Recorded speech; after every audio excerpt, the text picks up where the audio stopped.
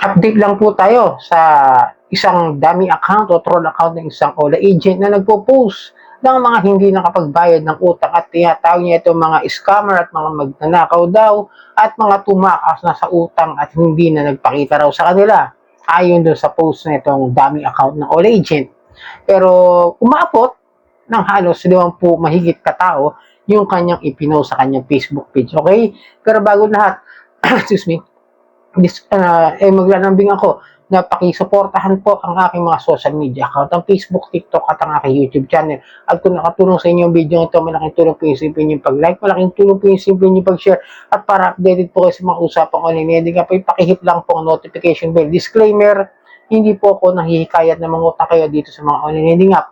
Ako po nagbibigay lamang po ng payo, gabay at patnubay kung paano nyo haharapin ang mga suliranin na ginagawang paglabag sa abusive, unfair debt collection practices na ginagawa ng mga online lending app. At hindi po ako nangungonsinti na huwag magbayad ng utang. At ako po hindi abogado.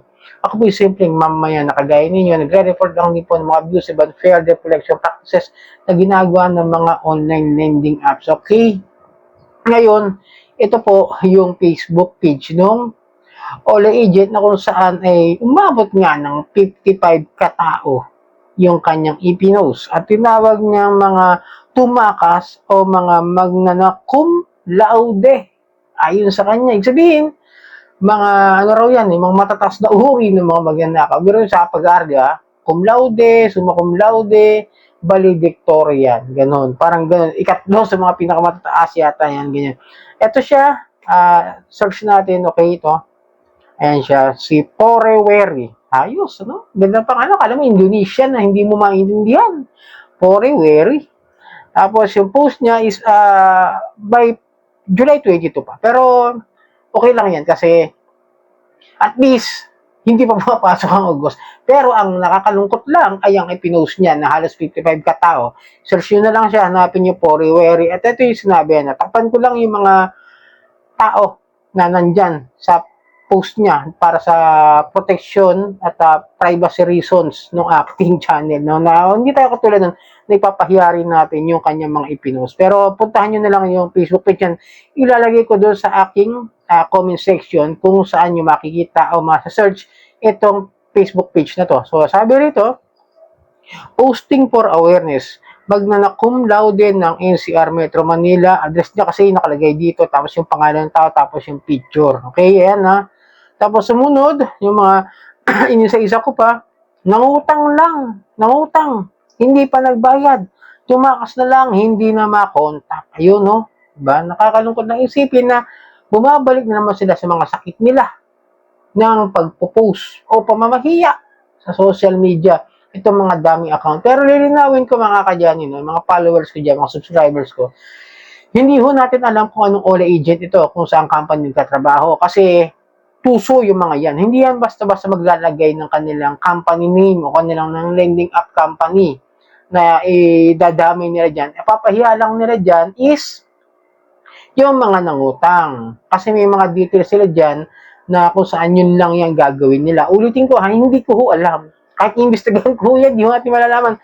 Dahil maraming mga OLA ang mga nagpo-post na hindi, ang OLA agent na nagpo-post na hindi nila babanggitin yung mga pangalan na pag kami nag-post ng ganyan, nilalagay nila dyan mga profile picture mismo rin ng biktima. Tapos maglalagay doon, may mga recently, may past few years na ginawa, merong iba, mga OLA na nilalagay yung company nila. Pero yun, yung mga nakikita ko mga, doon, mga illegal, yung mga nawala na doon sa listahan ng SEC, tsaka iba naman, mga talagang kasi hindi rehistrado sa SEC, mga gumagawa, ganun na ilalagay yung kanilang company name o yung kanilang lending app company, okay? Pero ito, para makatulong naman tayo doon sa mga nabiktima, napahiya, na i-post dito sa Facebook page na ito, tulungan natin i-report na lang sa Meta. At kung kayo naman ang biktima nito, kung sakaling napanood nyo yung video kung ito at nakita nyo yung inyong picture dyan, yung informasyon, maaari ho kayo lumapit sa mga ahensya ng gobyerno, sa PAOK, sa NBI, at sa PNP, Anti-Cybercrime. At pwede nyo rin i-report kung sakasakali sa SEC dahil kung may utang ho talaga kayo, maaari dyan ay maimbestigahan din nila para malaman nila kung ano yung OLA na yan. Tapos, sa NBI, sa PNP, tsaka sa PAOK, Maaari ho kayong dumulog, ulitin ko lang ho para magkaroon kayo ng formal complaint. Tapos screenshot nyo lahat doon, no? Para kasi mas maintindihan nila kung bakit kayo nagre-reklamo at kung ano ba yung formal complaint niyo at yung affidavit of statement o statement of affidavit o kung ano man yun na isusulat nyo para sa reklamo, okay? Ito, post natin para ano natin ma-report din sa Facebook o sa Meta. Pindutin nyo ho yung tatlong dots sa taas. Ayun, no? Nakita nyo? And then, report profile. Okay? Report profile po ninyo. Pagkatapos ang report profile natin is something about this profile. Mga kadyani, ayan.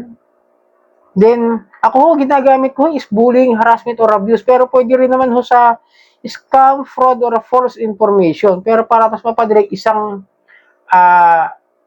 report lang po yung gagamitin natin. Yung bullying, harassment, or abuse. Okay? Kasi sa pamamahiya, at saka sa pang-harass. And then, how is it bullying, harassment? Bullying or harassment.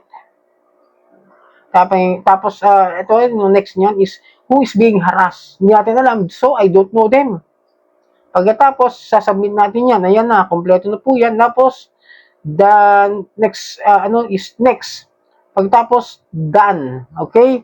Ayan po, ma-report na po yan sa Facebook Meta o dito sa kay Facebook para ma-report itong agent na peke na FB account, okay? Pero ito lang ho, no, papaalala ko sa inyo palagi na maging maingat.